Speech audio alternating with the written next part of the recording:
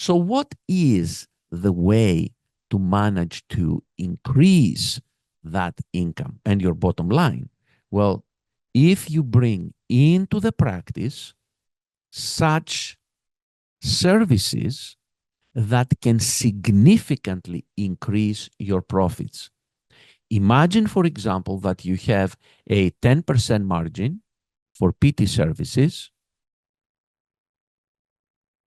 and you bring in a new service, diagnostic testing, like EMG and nerve conduction studies, and let's say that service has a 50% profit margin.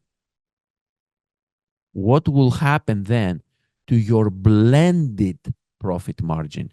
Your blended profit margin most likely will go up to significant higher levels, of course, depending on the volume that you will be seeing of patients for both services.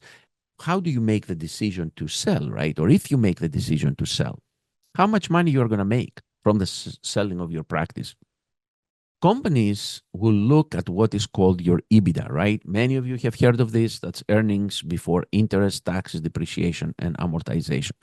To make the long story short, you're looking really at what is your bottom line, how much net profit you made the past 12 months. And maybe you'll be able to include some add-ons to that. And that will be your final adjusted EBITDA. So there will be a number that will reflect the EBITDA. And then a company that will buy you will pay you a multiple of that EBITDA. If, let's say, your EBITDA was $200,000 and they will pay you a multiple, let's say, of 5,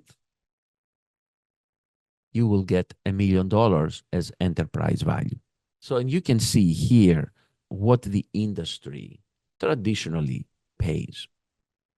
I'm going to take an example of a clinic that they have 200 visits per week. And that practice has a very good revenue per visit. I know I'm giving you here a number of 99.97 per session, per visit, and that will produce a revenue of $1 million. The same type of KPIs that I looked at that produce $99.97 revenue per visit identify that the cost per visit is $86.98. Taking that into account, your expenses to produce $1 million, your expenses would be $887,000. That gives a profit of $132,000 at the profit margin of 12.9%. And I can tell you that many practices, or most practices, are not having a profit margin of 12.9%. Most practices are hovering around 10% of profit margin. So here I'm presenting even a more optimal scenario of a practice. If a company pays a 5 times multiple, then the enterprise value, the practice's enterprise value, what you're going to make selling this practice would be $662,000 right here. Even in an ideal case scenario where you have like a 13% profit margin, still for a practice of this size, you're going to make $662,000.